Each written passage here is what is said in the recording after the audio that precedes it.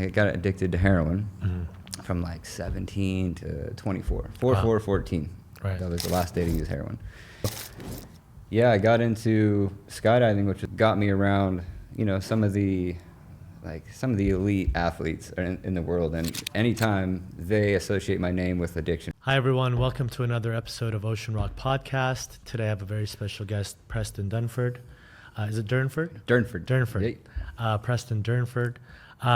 Preston has a very long history working in the recovery space, but before that, he was in the action sports space. He's also in the construction, I believe, and remodeling.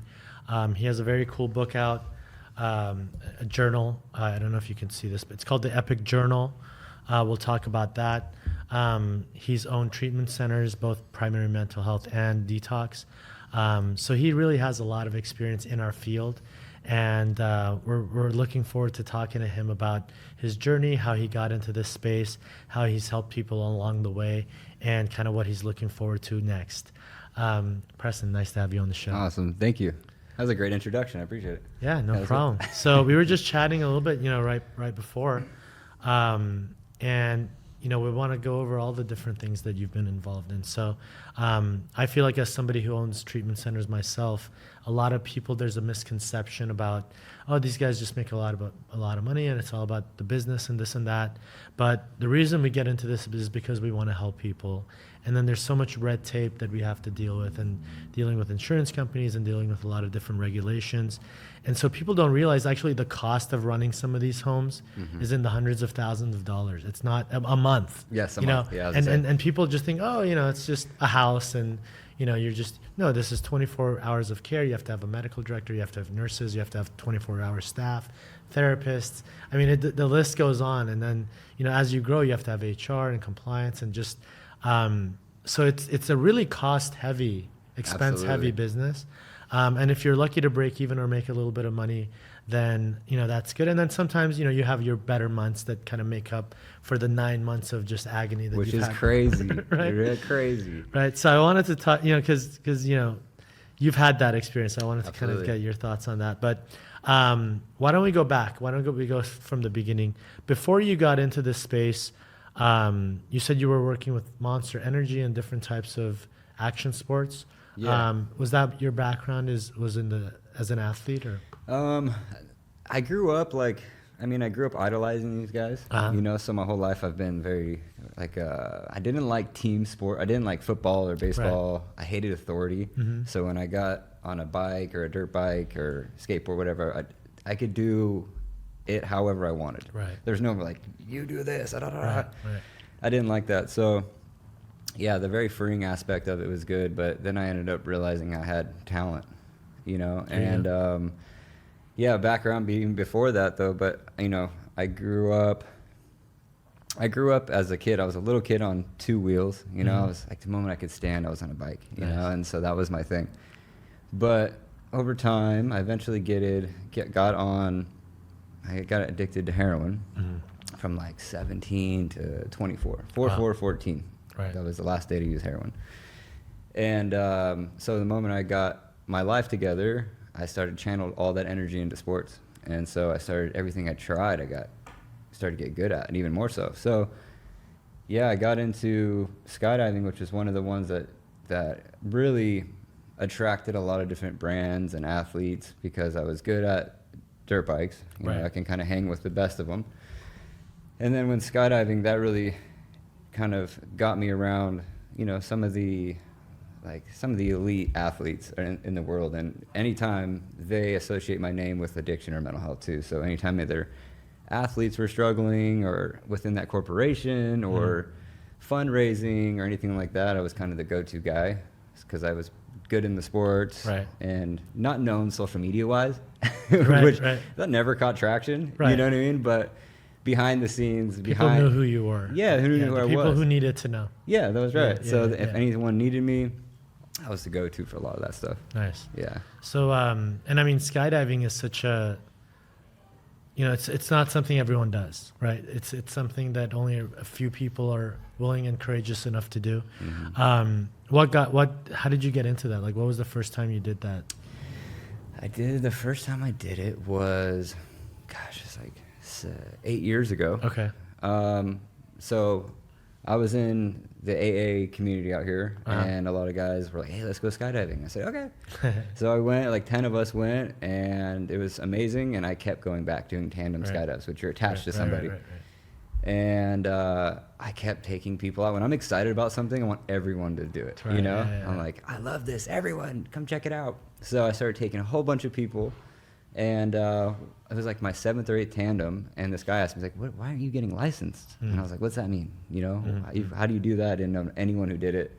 So eventually, I ended up getting licensed, and just kind of started my whole journey with it. That's cool. Yeah, it was pretty fascinating because... So when you get licensed, what does that mean? That means you can now take other people and... No, so when you get licensed, so you have 25 jumps. Okay. So you don't have to do a tandem at first. Right. You can if you want, it's recommended, but Right.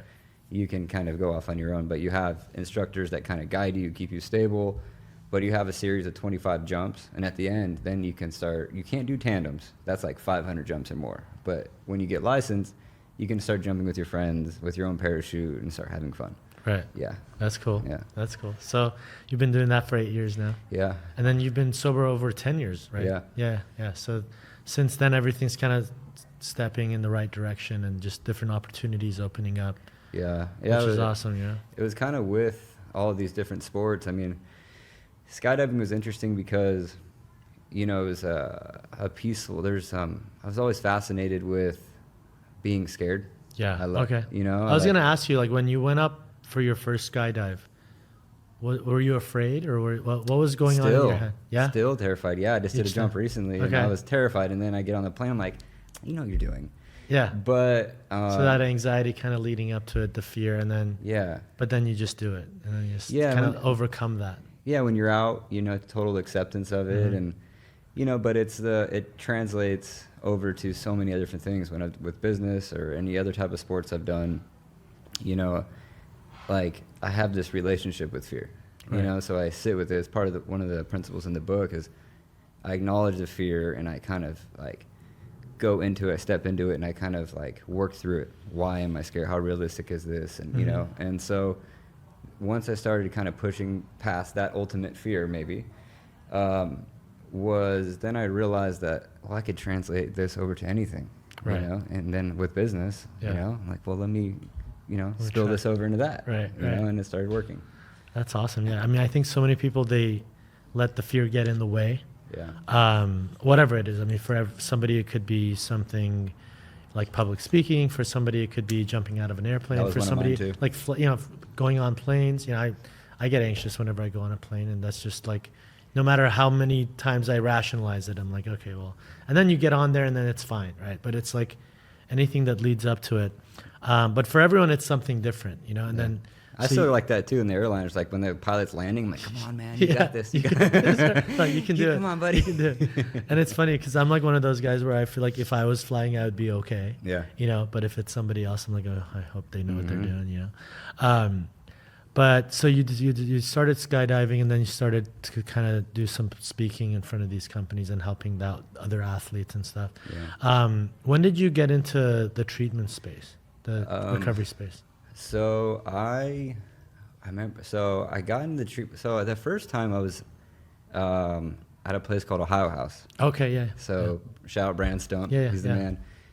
Scholarship me, took care of me, and then allowed me to manage a house. Nice. In 2014, 15. Yeah. So that was super cool. $1,200 a month. I had a gas card. Everyone, like being around newly sober people or just that for the first time, it's like so infectious. They're so full of life. Right. And it's so fun. Right. And it was so cool to do it. So that was kind of like my first thing. I managed a house, got familiar with all that, and then my brother and I started a marketing company. Okay. And so we saved up our money with that, and we had this opportunity while we were in Hawaii. This lady needed help. She had an 8-bed detox, and she called us and she said she needed help. So we had an opportunity to buy in. Okay. Yeah. So to her treatment center? Yeah, which was 2016. Okay. Yeah. Okay. Yeah, so we did that, and then eventually we bought her out, and then, and so we started going with that for... I mean, like I just told you, I just exited that business a little bit ago. Right. So you had experience running, you said both detox and residential primary mental health residential facilities. Yeah.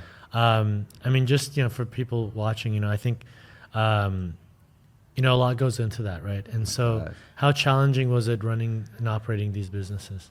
It's hard. It's like you said, like I have a lot of, I know within that space for doing it so long, and I've traveled everywhere, and I've got to meet some of the highest achievers that own all these different places. And, it's really hard because people get into it and that you expect to make all of this money, right? And, like your overhead is ridiculous, right? And insurance only will pay you when they want, right. Right. And so it's like you have this much out there, but then you have to survive until you get it. Right. It's a scary line of work. Like, I've had so many people try to, have me help them start their business, and right. you ask the simple questions, right.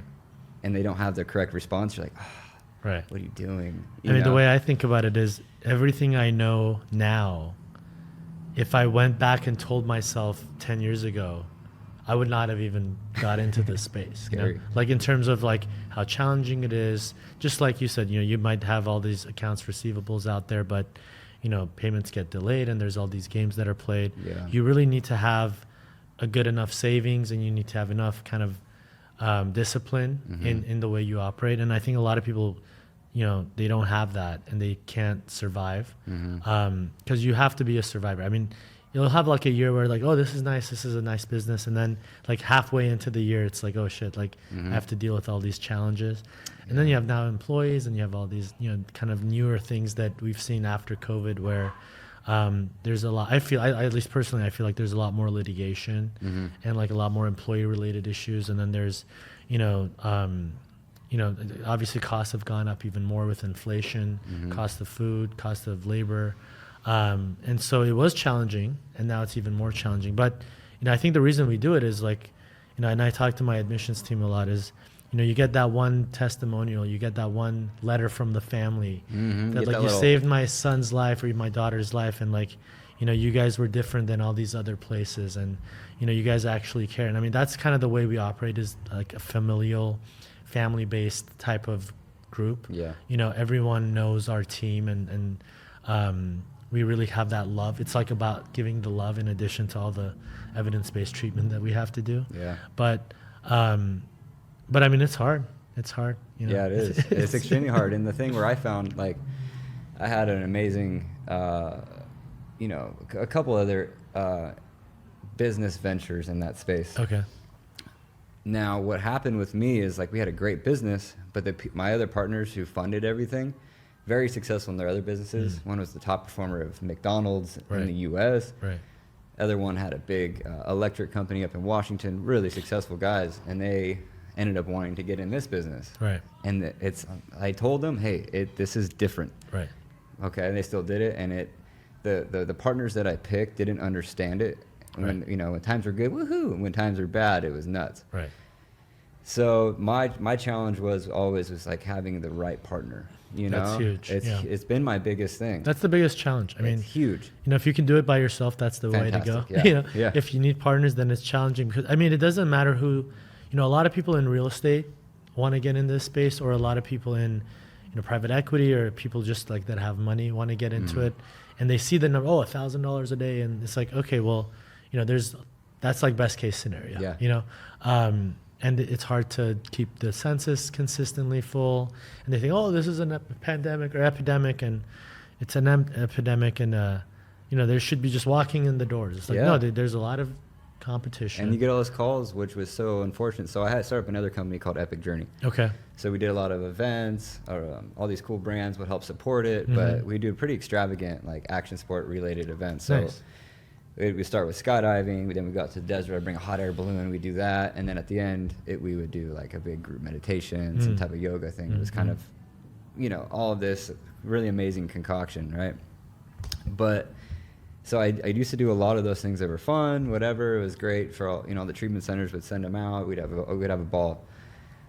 So what I ended up evolving that business into is, because I've got 3 yesterday, all these people that need help. And you think, within this space of treatment, like, you see how many people need help, but how many don't have like insurance or the funds to pay for it. And you're like, hey, I can't do it. Right. So what I did for a couple years was, I'm like, I found myself complaining about it, so I went and did fundraisers and raised money to like nonprofits within their bylaws. They're allowed to, you know, like scholarship treatment, which was super cool. That was one way, but like there's so many people that need help, but people, like I said, people don't have the insurance, and it's really tough, you know. So that's a big challenge, you know, within the treatment space. But kind of, I love it. I love help. It's been such a part of my life for so long. The hard part with it is within the space. It's like, we need clients. Go get clients. Go get clients. We need clients. Call them to get clients. You know, spend $50,000 on ads to get clients. You know, it's this constant. It's not that easy. No, and that's the thing that really turned me off, because when a lot of these people will get really desperate. Right. You know, your business is going to flop, man, unless you go out there and scour the town for some clients. Right. You know, it's fiending for people to help. Right. So there's a big turn-off point in it, but the ones that survive, and I respect them because they like keep their morals about them, you know. And you have to be disciplined. I mean, you know, as far like you have to get network contracts, you know. So like the way we were able to kind of survive is we got a lot of in-network contracts, and then, you know, if somebody doesn't have insurance, then you just send them the list of, you know, Medi-Cal and different providers, and it's like, look, this is the best we can do, you know. And kind of just give. So we would like to be a resource for them. And so if one day they did get insurance, or one day, you know, they were able to like pay cash or something like that, and something changed in their life, like, hey, these guys helped me when I was down. But at the end of the day, we can't provide them with treatment because they don't have insurance in that situation, right? So, but we don't really like, I know a lot of places that are, as soon as they don't have insurance, they kind of just don't help them. Yeah. We still like spend an hour or 2 hours with them, like trying to help them figure out like where they can go and who can help them. Because to me, it's like, well, that's the whole idea. If we can't help them, somebody can.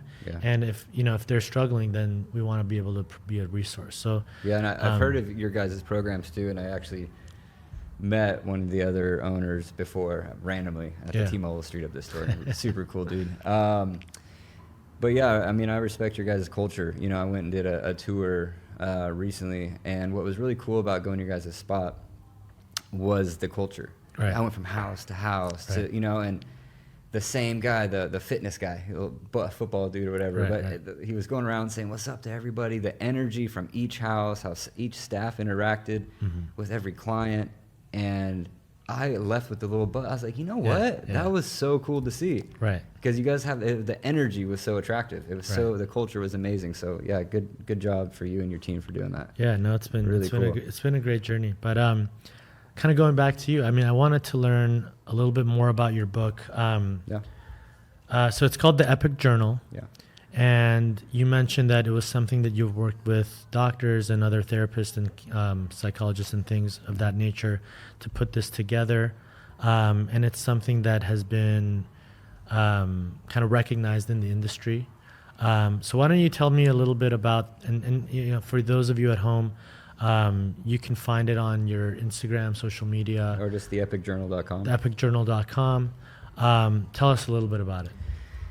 Yeah, I mean, I guess I'd go how I started it. So, you know, working in this space for so long, of being really interactive with a lot of different people, you know, I realized, and the other thing, what I wanted, I started as one of my last businesses as the curriculum for it, because what I saw was people had these worksheets, these folders, and they would go off into the world with this folder with paper stuffed in it, and the aesthetics were off. One, they're tossing that the moment they're gone. There was nothing really special about it. It was just a folder stuff. It just wasn't really all in one type of thing. So on the other side of it was, I've been writing since I was really young. I've had so many different journals, and I have turned things into reality based off of writing things. I have designed homes off a yellow pad. I have met and achieved so many different things that I wanted to do, to where I checked off all the boxes, you know, but I really went back because I was able to write. I had different ways of writing, you know, and so a lot of people that I worked with, I could talk about him now, but I worked with the founder of Jamba Juice. It was Kirk Perone, but unfortunately he passed away. He was super cool. I even talked with him one day, and I was like, Kirk, do you write? I don't know how. I'm like, you did what? And you don't really know how to journal, you know, go inwards. Right. So that was a big thing there, you know, and I've just worked around so many different people, and I wanted to show people different ways to write. By the end of this thing, you can go off into a blank journal and say, I didn't like this, I like this, take what you want, and then go off into a blank journal and learn how to design your life. Right. Especially for clients or for people that are starting a new life, or even if you're just like reassessing yourself, you're like, all right, cool, I made it to this point, let me check in with me, you know? And, but even for the people that are like in treatment was great because they are so full of life and excited and they want to do these things, but with this monkey mind, whatever it is. But this is a way, a day-by-day process to where you can check in with yourself. Okay, I got my life. What do I want to do? Who am I? Where do I go? You know, where's my spiritual geography at? You know, so you can find out a lot of different things with this within this. So like in therapy, it's all questions, right? Like you're not telling them what to do. Right. You ask them questions. Same thing. So a lot of prompts to get you to stimulate your own ideas. Start thinking about, you know, how you got here and what are you going to do For when sure. you get out? Because I think that's been one of the biggest challenges is the aftercare component, and also during, you know, like I actually agree with you. I mean, you know, when people come in, there's a lot of work that we have, and there's a lot of activities and therapy, and there's a lot of groups and individuals. There's just a lot, right? It's very intensive. Yeah. All the way from detox, residential, you know, PHP, IOP, all the different levels of care. But, you know, this is a nice little organization tool, right? Which incorporates the, you know, the prompts and the different things that they need and keeps it all in one place. Plus it's cool. It's nice. You know, they can hang on to it when they leave. And I think that's always like when you want them to keep something with them, you know, when they go. And I think this is like an easy, you know, tool that they can take with them and that, you know, they can kind of see what they did while they were in treatment. And then I'm sure there's aftercare types of things that there's activities they should do afterwards. Yeah. So I love it. I mean, I love it. I think we can definitely take a look at incorporating that in our programs as well. And, you know, ironically, you were mentioning the, totally like randomly, but you were mentioning, you know, the journaling and kind of keeping this as somewhat of a diary and going inwards. And so my son, I have 3 small kids. So my son just is turning 10 this year, and he had a book fair this week at school. So I gave him like $20. Hey, go grab a couple books. And then, so he came home and he had this one little journal, and it had like a pizza on it. And I was like, oh, what is this? You know, what kind of book is this? So he's like, it was like a diary type thing, but it's kind of cool, like something that's interesting, you know? And so like last night we were driving somewhere, and he's like started to write, and he like wrote a couple of pages. I was like, what are you doing? He's like, oh, I'm just, you know, writing some stuff down. I'm like, what'd you write down? He's like, oh, you know, we drove here and we went to the doctor and we did this, and you know, this guy at school's an asshole, and like all this type of stuff. And I was like, oh, this is like, I didn't even think of it, but I was like, you know, this is such a good way for him that he kind of came up with on his own. You know, this wasn't me telling him, hey, you should do this to deal with some of just the stuff that you deal with, right? This was him independently coming up with this idea and then starting to write without being prompted. And I was like, wow, oh, this is nice. You know, because most of the times with these kids, like, do your homework, you know, you've got to push them. But with this, it was just something organic. And once he decided to do it, in my mind, I was like, well, we definitely want to encourage this, because I think ultimately being able to sit down and write and go and reflect on what's going on is going to help people get past whatever they're dealing with, you know? Absolutely. And so that's, I kind of want to push it back to you. And so how has this type of experience of reflection, journaling helped you stay sober? Well, I wouldn't say that's no longer an issue for me. Okay. You know, my dad committed suicide in 2015. My brother passed from an overdose. I've made money, lost money, had relationships, lost relationships, you name it. That's why a lot of my friends are probably, you know, they're all much, much older than me, because I've lived the life of a much older person. Right. You know, you name it, I've probably experienced it. I'm gonna throw a divorce in there too. Huh? I lost my dog too. Right. But I've done a lot of that stuff, and so like, yeah, I used heroin back in the day, but like, it just was by me being a lost pup, and I ended up following losers. Right. You know what I mean? So it was more the environment you were in and just the bad decisions. And then once you got out of that, you were able to, you know, go through treatment, go through recovery. You went, you know, and then you've been able to stay sober since? Yeah, like I shedded layers. I did everything I was supposed to do, and I just started shedding layers off into a new human being and new ways of thinking, and got away from, I was a product of my environment nonstop. So my environment and my people around me now are just, rock stars, But that's more so, I still have my challenges, when you... It's more of a mental health kind of daily... Yeah, and that's my struggle. Yeah, there you go. I have the mental health is the hard part, like having experienced the things that I've experienced, it leaves you scarred.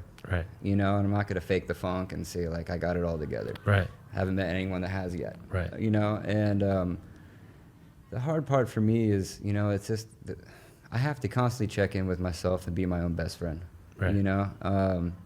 A lot of noise, a lot of hustle, a lot of this noise. Like, I just got back from Joshua Tree by myself. I do all the time. Like, checking, how are we operating, man? How are you? Right.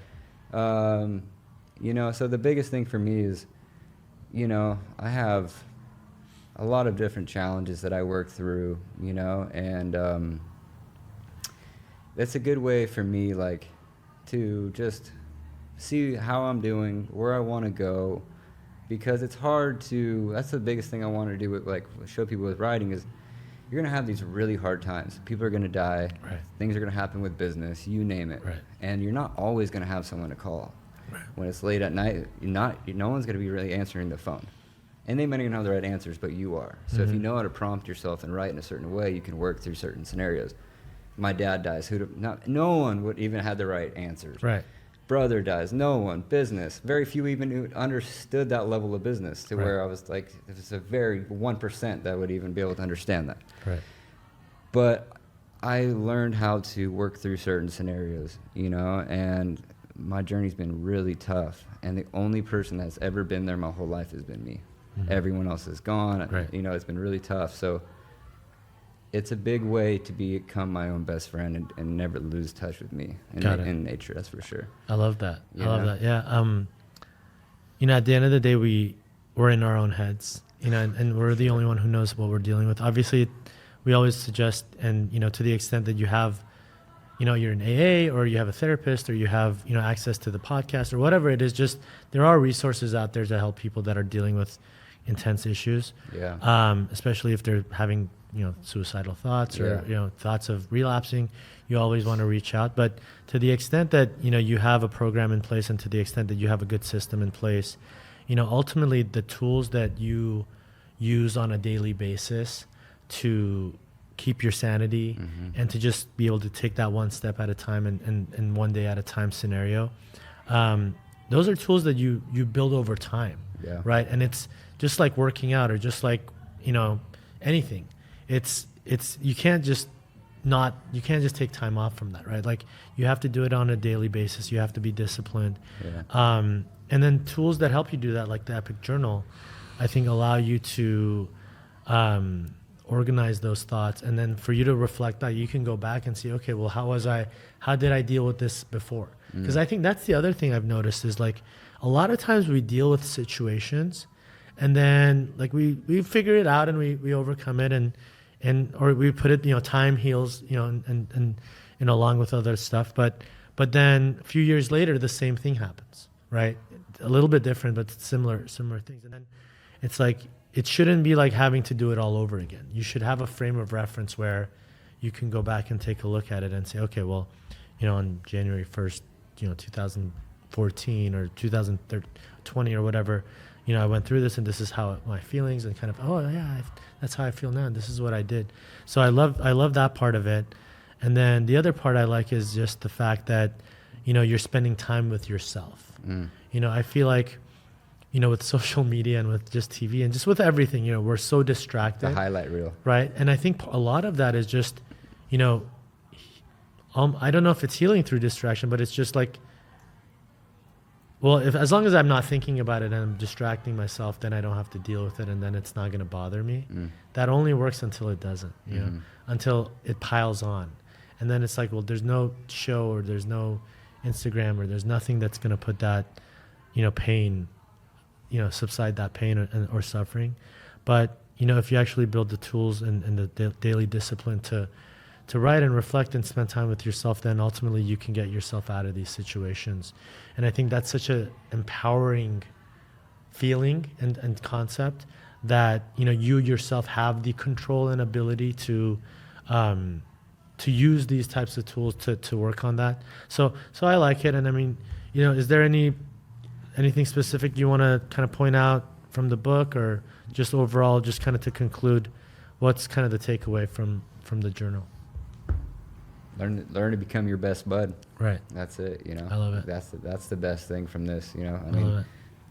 I've lived and I do live a lifestyle that very few can do, because you know, and so I learned over the years, I just go and do it by myself, and I enjoy my own company. Right. You know, yeah, and then you can come to a point where you get a little too comfortable doing that. You know, you're like, tell me more. Damn, I'm way too comfortable hanging out with myself, to where being around, like, I feel like human beings are like nutrients for your mind and your spirit.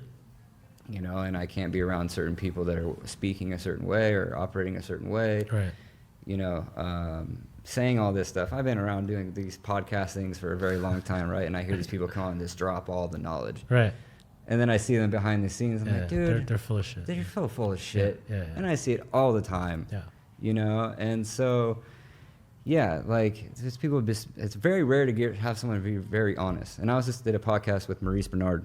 He was on General Hospital. Super cool dude. But he was real. Yeah. He came on, he's like, man, I have these crazy thoughts, you know? Like, and he was just so real. I was like, thank you, man. Yeah. You know, because I'm in an industry where everyone's faking the funk. Like, they got it all together behind the scenes. It's all, it's just all, this is how you do this, and you know, you gotta do this. Like, okay, you gotta do this, you gotta da. You know, like, yes, it's fantastic information. Right. Great. You're teaching people and you want to teach because it helps you. I understand that. That's fantastic.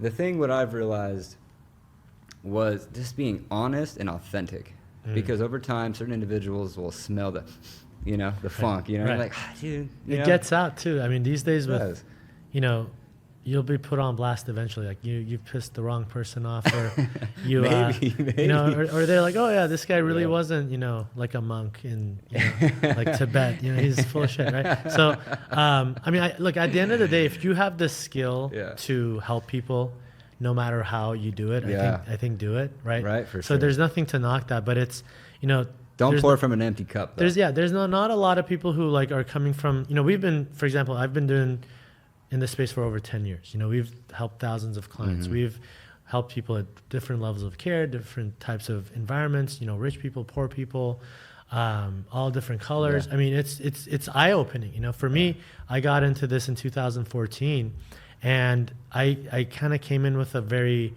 naive lens, right? Like I wasn't, you know, I'm an attorney by background, you know, so I had a team that we had put together, and, you know, I'm not in recovery myself, right? So it's, you know, I'm coming from that, like, I don't relate, you know, like to the client in terms of if we're just talking about, okay, well, drinking or doing drugs, right? Well, that's not to cut you off, but that's part of my story. So, like, I used heroin for a long time. Right. I stayed sober, nothing, for like 5 years. Right.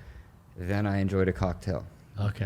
And nothing. Break out in handcuffs, this whole thing. You know, no, it was fine. Right. I don't like the physical effect of it, but every once in a while I'll have a cocktail. I have one and I feel the next day, so I don't like it. Right. Pot is kind of trippy. Right. So I didn't really like those things, but I didn't go out and do hard drugs again. Right. It's just because I was just following the wrong following my brother, essentially. And you said he passed away from a fentanyl overdose, you know, and just got a fake pill, you know, and I was like, Dustin, what are you doing, man? And you saw the devastation. Yeah, and I still have to live with that. I'm never going to be the same. Right. No way, man. Like, I walked there different. Yeah. You could not get any closer, man. Yeah. We've done jail time together. We've made money together. We've helped people, you know, you name it, man. We did it all. And, you know, the biggest thing over all that stuff, I don't really like the physical effects because I like to operate very efficiently, as a high achiever. So I have to be crystal clear, energy, very disciplined human being, almost to a fault. But one of the things that I enjoyed was psilocybin mushrooms. That was one of the things that changed my life. Okay. Well, why I was just in Joshua Tree, man. Right. And so over all the years and all the different people that I've learned from, all the books that I've read, and the amount of times that I have, utilize this to alter my consciousness has ultimately changed my life. And for many years, because I still am in that space, is that if I say that, I'd be frowned upon. Right. You know, because, oh, you're using. Right. But it changed my life. Right. You know, and it's been an amazing effect. So everyone has their own recovery journey. You know, I think recovery from your mental health, whatever things deep down inside that only you and you know. Right. You have, you know, what is it? Chinese say you have three faces. The one society sees, your friends see, and that you see. So whatever that is, you're always going to have to, on the mental health and on the recovery in general, looks different to everyone. Right. You know, so people told me not to live a certain way because maybe they couldn't. So I had to get away of that way of thinking. Right. And I figured out a way of life that I've been able to walk through the darkest times that anyone can ever imagine. Wow. And we didn't even touch on any things in this podcast so far, but I found a way of life that has worked for me, and I've seen it work for many others. And it's been a pretty fascinating process of self-discovery, man. It's just constant, evolving nonstop. So it's a wild ride, man. I think that just hits the nail on the head as far as like everyone's experience and journey is different. For sure. You know, we're not here to judge people. I was afraid of that. Yeah. You know, because you have to act like you got it all together within that space, man. And like, I was like, man, I'm so good though. Right. You know, why should I feel so bad about this? You know, like you ask anyone about my reputation, you do anything like that, my side of the street is super clean, especially when you go off and do a trip. If you're not operating correctly, you're going to see that. Right. I can walk there and just, my side of the street is clean, but I was afraid to talk about it, and I was afraid that I'd be judged for it. Right. Until now. Right. No, that's great. That's great. No, I mean, that's great that you don't have to live in that type of, kind of put yourself in that cage, you know. But I mean, I will say that, like you said, like not recommended though. No. There is I'm not telling anyone to go out and do, mushroom, like do your research, talk, there's certain, it should be a long tongue. No, that's something you discovered on, for yourself. But I think, not recommending it. The same kind of, the flip side of that is there are people that I know who, were sober, and then they just had that one drink, and then that led to them doing something else. For then, a few weeks later, they're dead from my brother. Yeah. So, I mean, there's all of those things could happen. So when you're in a facility or you're in a program, no one's going to tell you, hey, go experiment on these things, because the reality is more people cannot do it. Right. And the big chunk that I just said though, is that I had probably 6 years of nothing, of just straight self-discovery, working hard on myself. You did all the steps. Yeah, I did not go and do. You surrendered. You listened to what they told you to do. I did. I waited a long time. I studied. I did all the right thing. I had the right teachers.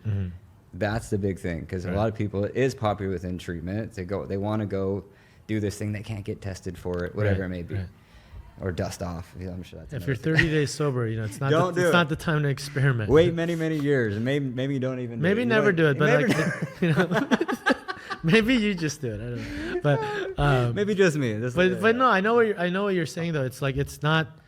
You did all those things. You got yourself out of the bad situation. It worked for me. You got sober. You were sober for a while, and then you started to look at what is some of these thing that, for instance, though, that the one I just did, right, was pretty fascinating. I got a cool Airbnb on top of the cliff, right?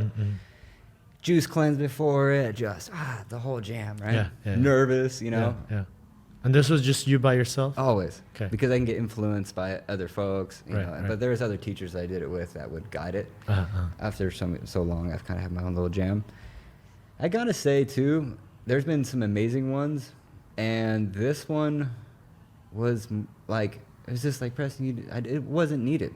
I went into it and it was just beautiful. I learned a lot. I checked in with myself and everything felt good, because I'll do these maybe once a year. Okay. So this, I was like, okay, well, all the other ways that I operate in life, this is no longer really needed. And if it ever calls in a couple years, whatever it may be, then I'll look into it. But it's not really needed. It's an extreme. You can tune into something, this beautiful consciousness, this beautiful energy, and this way of living, and you're living this temporary experience called life, and the people that you love are eventually going to pass, putting out good, you receive good. Mm-hmm. All these different things, you know, and love is the best thing. You know, there's all these amazing philosophies and ways of living that you don't have to go and take a little mushroom to go and do these things, you know. So yeah, like it's definitely not needed. Right. But my path went there, so. Right. No, and I think now you're seeing that you can recreate some of these feelings and thoughts yourself, sure. you know, like as you've continued your journey. Man, I was out. So the wedge, I do like surfing, body surfing, you name it. Yeah. But I like the rush of adrenaline. Yeah. I like sitting there meditating on the edge of a plane with the door open before I jump out. It's just this weird space to do it. Yeah. Being out in big waves, even just swimming in them, the energy of it. And I was out just swimming in big waves, and my girl came out to the beach to meet me, and it was super fun. So with the ocean is amazing. So these waves come from hurricanes 2,000 miles away. Right. Big hurricane, right? Boom, sends off energy and eventually form into sets of 6 to 10, whatever. And these energies just go across the ocean and explode on the shore. So the energy by the ocean is fantastic because you're just sitting in this massive energy. Right. So no freaking nothing, right? I come out of the ocean, I'm swimming in big waves. I had my coffee before, I'm just gassed up, man. It was super fun. And I came out of the water like overwhelmed with like gratitude and endorphins and this whole thing. And I was telling my girls like, honey, this is, if I could bottle this up, you know, right. And it was for free. Right. And I realized, because I've done a lot of triathlons, long distance races, Muay Thai, you name it, a lot of different sports. And what I realized with all these sports is because we have amazing drugs in our brain already. Right. You just have to figure out how to go and tap into them. Right. You know, right. You go for a nice little run afterwards. Whoo, if you got a buzz going on, you go and jump in the cold ocean afterwards. Yeah. There's all of these other ways to go and get these little boosts, these amazing to release them. Yeah. And so what I realized, like, I love feeling good. I love the feel of adrenaline and endorphins and love. But I don't need to. I don't go and do drugs for it. That doesn't do anything. But I found other ways. Yeah. Let me go to the gym, get a good lift on. Let me go and push past some fears, get a good buzz on from that. And I chase that. Let me try a new business venture. Yeah. Just challenge yourself. And then, you know, just keep doing something every day that gives you, whether it's, you know, running for half an hour, whether it's doing some meditation, whether it's, you know, watching a comedy show. I mean, something that is going to release those endorphins and is going to give you the positive energy. Because if you just wake up, oh, I'm tired, oh man, like I have to go to work. The energy's out there. Let me just keep drinking coffee all day. Energy and then drinks. Okay, that works for half an hour. And then 2 hours, now you're jittery. Yeah. And then it's like, okay, now I got to calm myself down. It's like, that's not a good cycle to be in, you know? I wake up, I go to the gym for an hour. I feel, by the time I'm done, I feel like, oh man, I feel great. Like one day I don't do it, I don't feel as good, right? And then, but then you also got to figure out like on those, because you can't do something every single day maybe, right? Like what do you do that one day where maybe you can't go to the gym? Well, then I have to find something else that is going to give me a similar impact, whether that's, okay, maybe that day I need my body to relax, so I'll just sit down and meditate for half an hour. You know, maybe it'll be just some movement. Like I don't actually have to physically go to the gym. I'll just do some stretching, get my body, get some movement going, both moving your body and your brain and getting the oxygen flowing. Meditation. You know. So do you do a lot of that? I do it, but I don't do it like the way that you would stereotypically imagine. Like I don't just every day I got to sit down for half an hour and like do this. But I find meditation in different things that I do during the day, whether it's, you know, sitting in the sauna for 10 minutes, like I could be there just talking to some guy, but I'll kind of meditate during that 10 minutes. If I'm working out but I'm taking breaks, I could just be on my phone, like doing, like I meditate in that 90 seconds. Can you feel when you're in that state? You're like, I can feel you know what you're doing? And there's different states of it, right? There's what I would consider a little bit more of a superficial meditation, which is like, I'm just not doing other stuff. You know, I'm just there. I'm experiencing whatever I'm experiencing, and I'm focused on that thing, right? Yeah. And so that, you know, mindfulness, I think, is a better term for that. But that's like a form of meditation where, like, just do the thing you're doing, you know?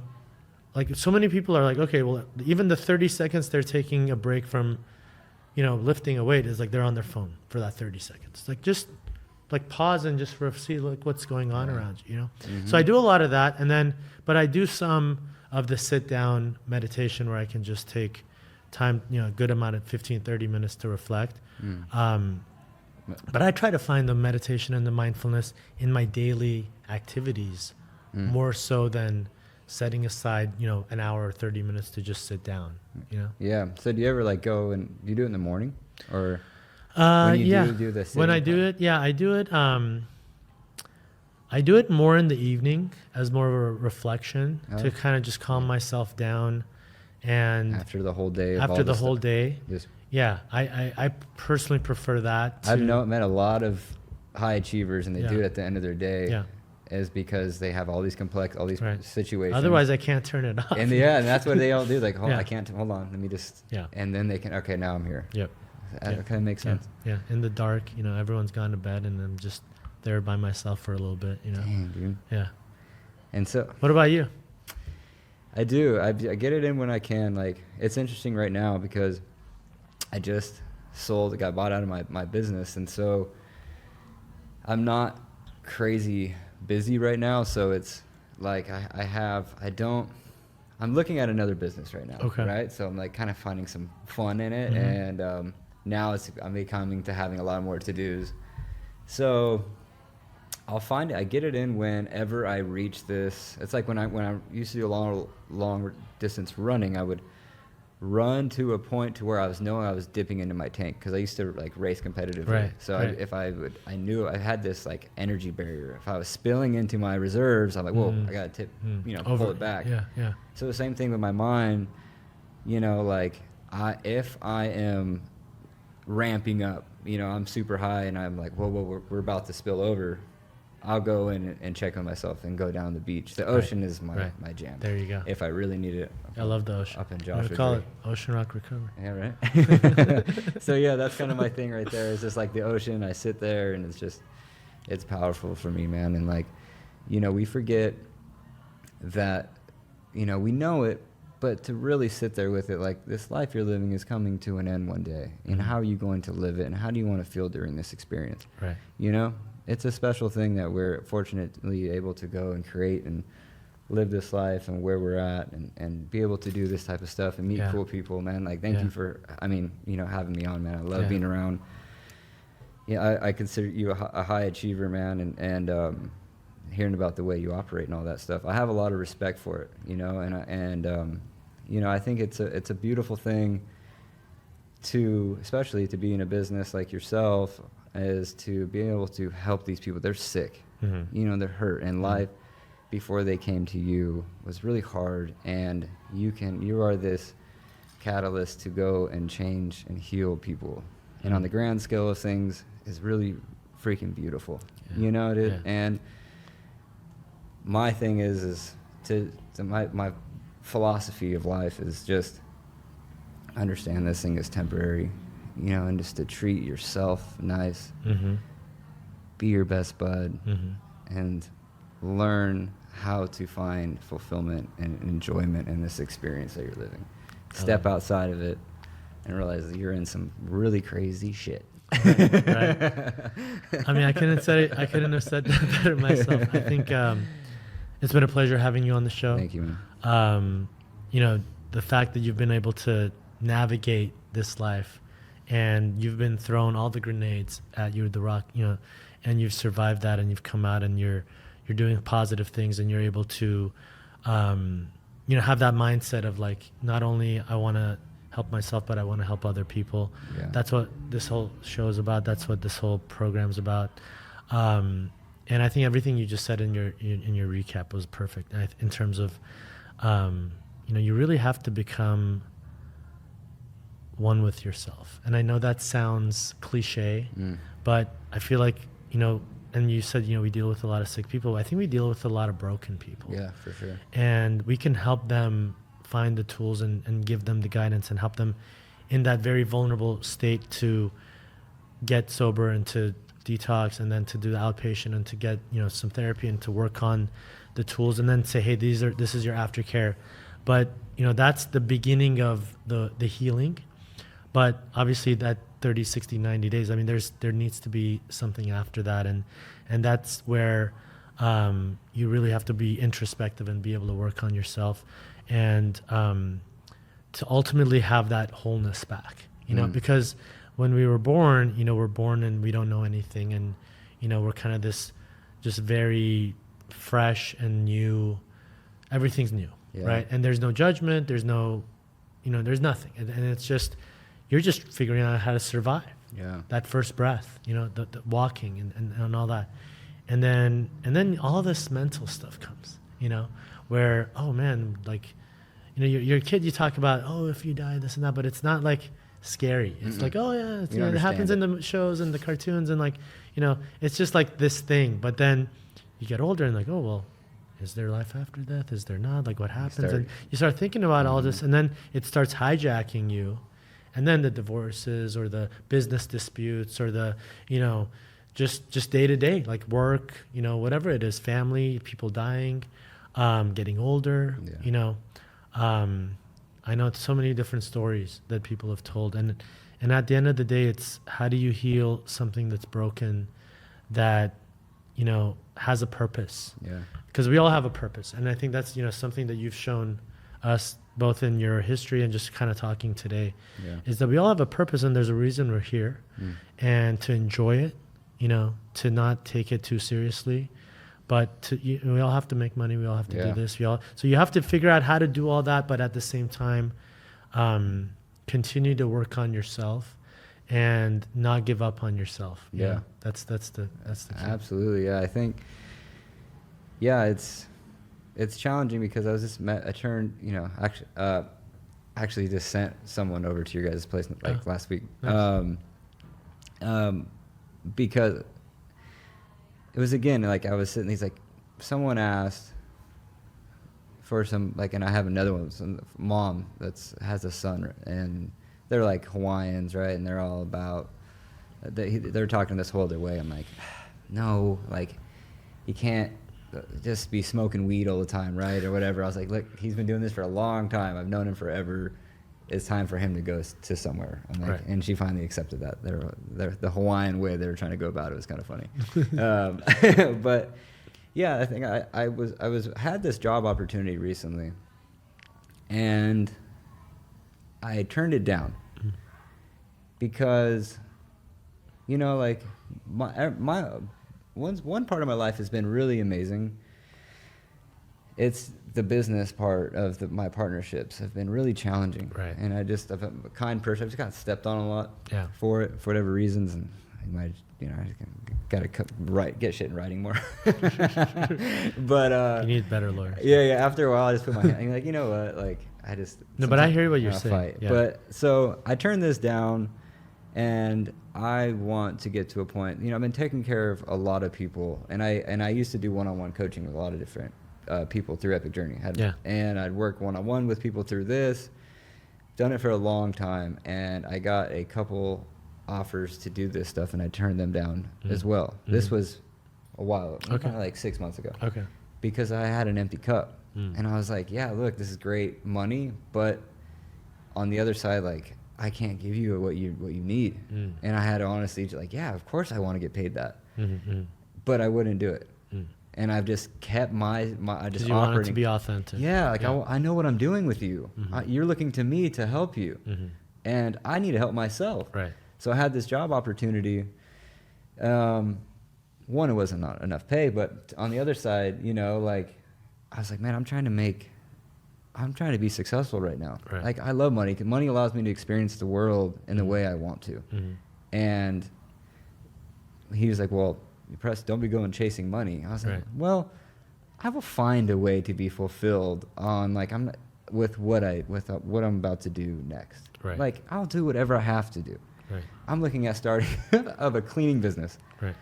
Houses need to get clean, right? Right. And like, there was something else that I was looking at as well, but this is something that I'm looking at really starting right now. Right. And I was like, Preston, you've been doing treatment and doing all this stuff for so long, but like, I want to go take care of me. Right. And within every business that I can find within it, I love starting businesses. I love it. I love building it. I love hiring people on. I love, come on, let's go, guys, you know? And it's a different line of work that I'm looking at, but maybe it's time for that. I've been doing this side for a long time. You know, it's like changing up your career is interesting. You know, you going from attorney to this. Like, I'm helping a buddy with custom home designs. My dad had a custom concrete company. So my last business before the real estate construction stuff. Oh, I love design with interior designers and creating. It's fun. It's super cool. I love it.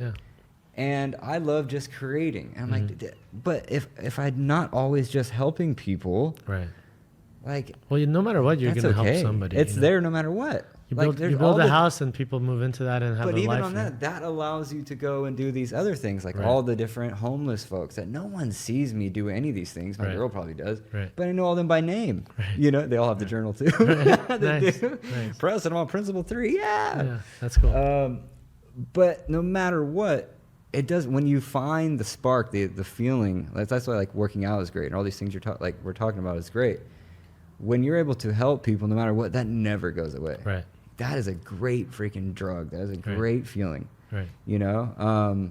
Yeah, man. So, but I mean, that's, you know, just to kind of give you some feedback on that, because, you know, like you said, you know, I was an attorney for a while, and you know, I did that from 2008 to 2000. I mean, I'm still an attorney, so I still practice. Okay. But in terms of like, I was exclusively doing that for, you know, 2008. And actually, I started 2005, worked at a law firm, got my license in 2008. So by then I already had 3 years experience. And then from 2008 to 2015, I was only doing law. You know, I was doing trust and estate planning, real estate law, and corporate law. Okay. And then in 2015, when we got started with this business, you know, I kind of looked at it as like, you know, Google and all these guys, like they started in their garage.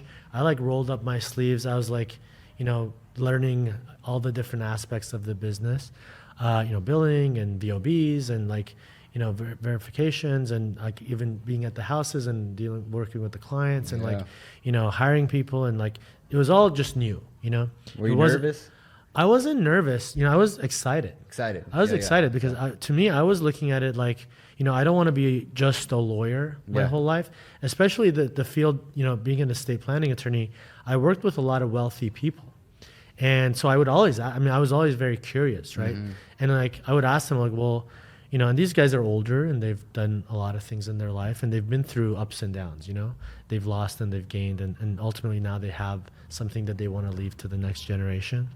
And, you know, there was two common themes that came out of that. One was, these people took risks and they challenged themselves and they weren't stuck. You know, they went kind of where the opportunity was, and they used their skill set, right? The foundation. So it's not like you're starting over. It's you've learned a lot of things and built skills doing whatever you're doing. And then how do you apply that to another industry? So that was one key kind of takeaway. The other key takeaway was, you know, hey man, don't work 7 days a week.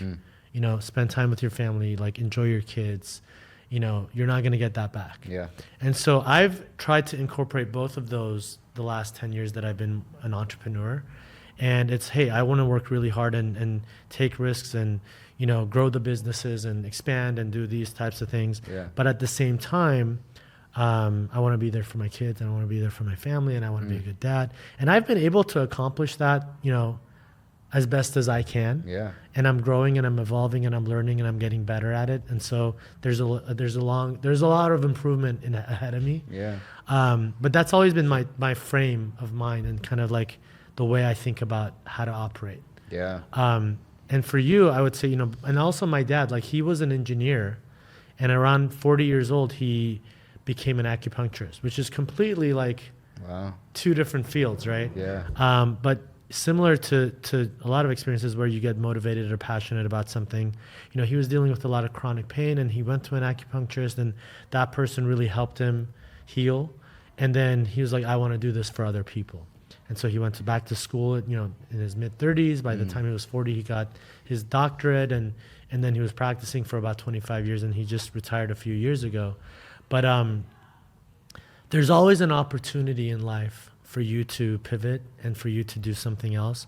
You don't always have to think, well, I'm stuck because I've been doing this for 5-10 years. At the same time, I think my only advice is that whatever you do, take all the things that you've learned and incorporate that into that next journey. Yeah.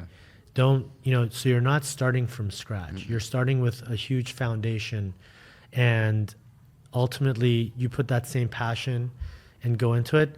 And you're not doing it because you want to make money. You're doing it because it excites you, but you also want to make money, right? Yeah. And it's something that you need to do as a career, as a way to fund yourself, your family, and ultimately you'll get that. You'll figure it out, and you don't need to, just because you've been doing something, have to keep doing it. Yeah. There's nothing wrong. You can like you were saying, you can go volunteer and help homeless people and do this on your free time and have a different career, because I know a lot of people get burned out, and it's like, this is a heavy lift, operating a treatment center and being in this space. Yeah. So, it's not for everyone. And I think if you have an exit where you can go do something else, the time is now, and then the money will come, as long as you do something that you're passionate about and that you can take these skills. So, you've learned a lot and figure out whatever that is, how you can take what you've learned and apply it, so you get this acceleration, right? Yeah.